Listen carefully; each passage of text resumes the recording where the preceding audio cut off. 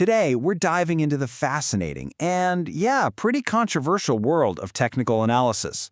This is a place where charts and patterns are believed to hold the secrets to the market's very next move. But is it a real science, or is it just some kind of financial astrology?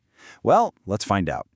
So, let's just ask the big question right up front. Can a stock's past performance, all those squiggly lines, actually predict its future? It's a question that has captivated and, really divided investors for decades, and it's the fundamental promise of technical analysis. So what is the big idea here? Well, technical analysis is based on this one pretty radical premise, that everything you could possibly need to know about a stock is already baked right into its price and its trading volume.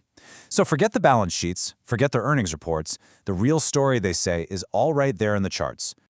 Okay, so if we're going to crack this code, we have to learn the language. And in the world of technical analysis, that language is really spoken in just two words: price and volume. These are the fundamental clues that analysts are using to try and figure out what the market is thinking.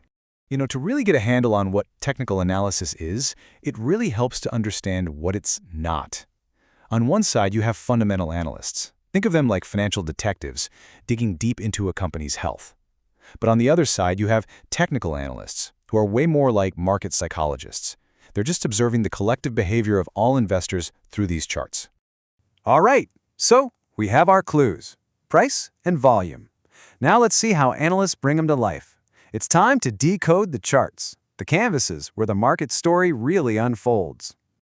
We're going to start with the simplest chart of all, the basic line graph. It's a really clean, no-frills view of a stock's closing price day after day. It just gives us a quick glimpse of the overall trend. Is it going up, down, or sideways? But that line graph, that's just the tip of the iceberg. To get a deeper look, we need more detail. So enter the bar chart.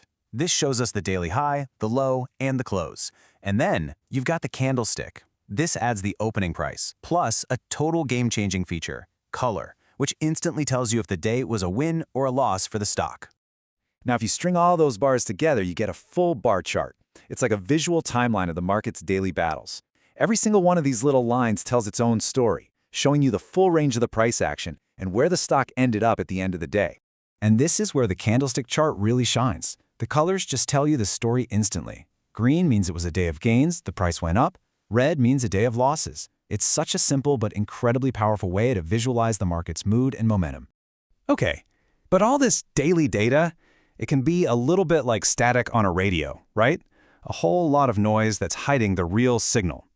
So how do analysts tune all that out so they can see the underlying trend? Well, they do it with a tool called moving averages. The best way to think about it is like a photo filter for your charts.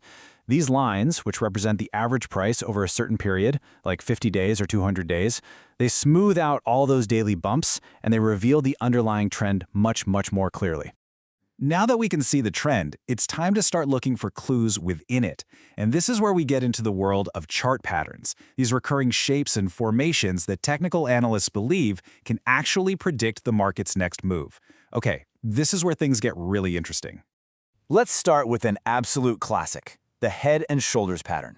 See those three peaks there, with the middle one being the highest? To a technical analyst, that is a major, major warning sign. It often signals that an upward, or bullish trend, is about to reverse course and head downward into a bearish trend. The really crucial moment is when the price breaks through that support level, which they call the neckline. But listen, not all patterns are created equal. Some, like that head and shoulders we just saw, are what we call reversal patterns. They signal a big shift in the market's direction. But others are continuation patterns, and they suggest the market is really just catching its breath before it continues on its current path. And here's a look at some of those continuation patterns. You've got flags, pennants, triangles. They have all these different names, but they pretty much tell a similar story. The market is just taking a little break, consolidating its gains or losses before it most likely starts moving again in the same direction.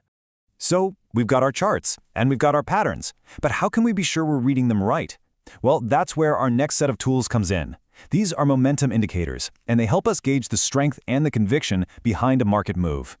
One of the most powerful momentum indicators is something called market breadth. Think of it like a general leading an army into battle. Is the whole army advancing with you, or is it just a few elite soldiers at the front? A really healthy trend is one where most of the stocks are moving together, and market breadth is how we see that.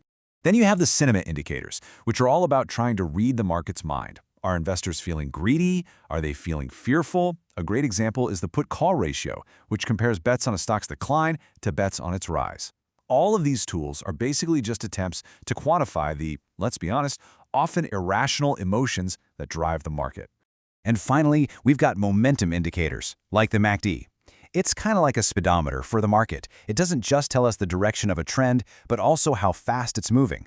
A rising MACD line suggests that a trend is gaining steam, while a falling one can be an early warning sign that the trend is about to run out of gas and maybe, just maybe, reverse. So, we've looked at the charts, the patterns, and all these indicators, but what does it all really mean? Is technical analysis a legitimate science, or is it something else entirely? That's the big question we're going to tackle in our final section. So here's the million-dollar question. Does technical analysis actually work?